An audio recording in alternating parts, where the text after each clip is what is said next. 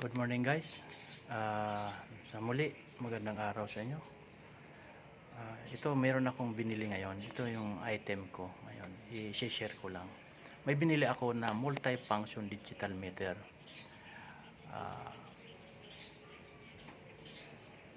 Ito sa multi-function digital meter na ito, makikita mo yung kuwan. Makikita mo yung mga function niya. Yung actual voltage, yung watt meter reading, ampere reading, energy consumption in kilowatts reading, power factor, tapos yung hertz na yon, yung total consumption mo. Ito yon 6-in-1 digital meter. Nagkakahalaga ito ng kuwan ng 330, nagkakahalaga ito ng 330 to 500 online, sa online. Ngayon, ito well recommended ko ito sa lahat ng magdi-DIY na gustong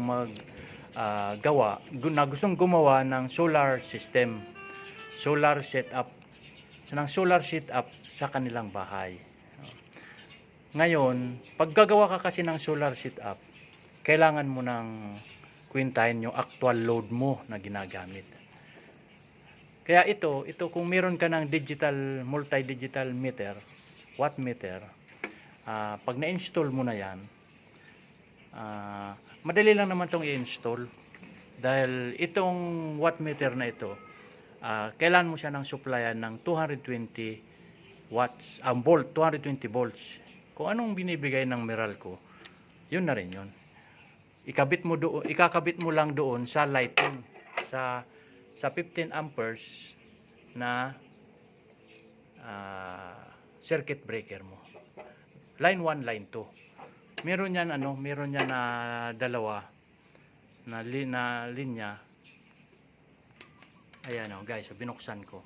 Yan na dalawa na yan, na terminal na yan. Diyan mo ikakabit yung line 1, line 2 para mabuhay mo gumana yung watt meter. Ayan Kaya gumagana na siya guys.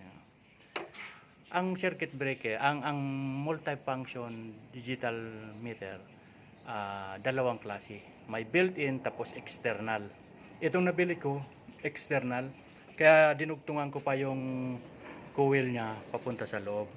Pero mas maganda yung built-in.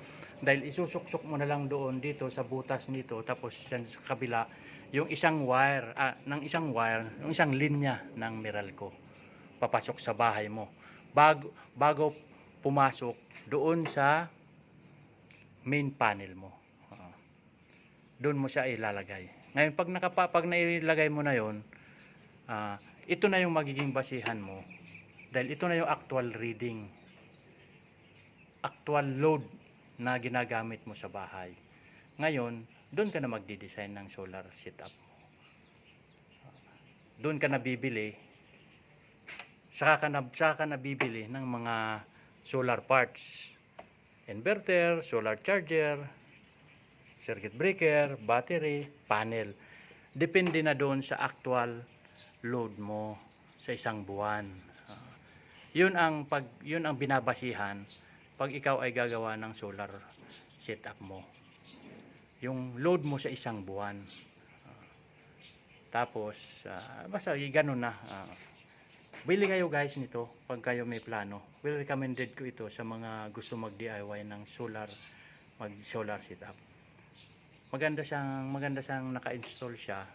Maganda mo ito i-install sa bahay mo dahil makikita mo ang actual consumption mo ng bawat appliances.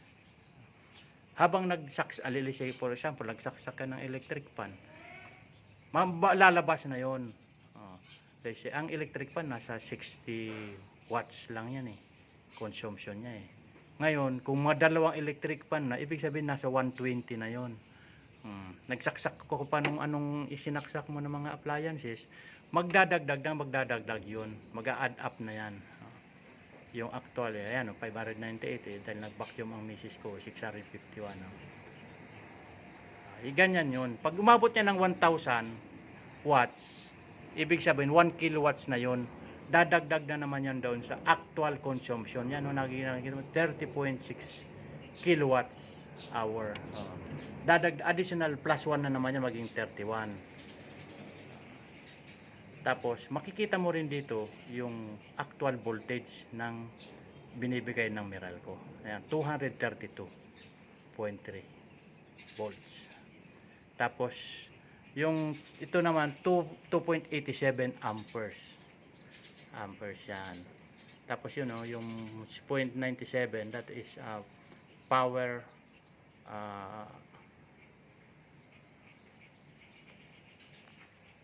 that is the power factor. Kaya 6 yan. Tapos ito pala guys, at least tulad ng ganyan, makikita mo yung key na yon na kulay reset button. Yan ang reset button. Kung gusto mo siya i-reset at gusto mong after 1 month duda ka, gusto mo uli malaman i-reading, pindutin mo lang yan ng mga 5 seconds, idiinan mo siya 5 seconds, tapos bitawan mo na, magre-reset na yan, babalik na yan uli sa 0 naman yan. Ganun na lang naman ang function niya ng multifunction. Napakaganda, sakto, actual reading yan. Okay guys, bili muna kayo kung gusto niyo para malaman. Thank you guys.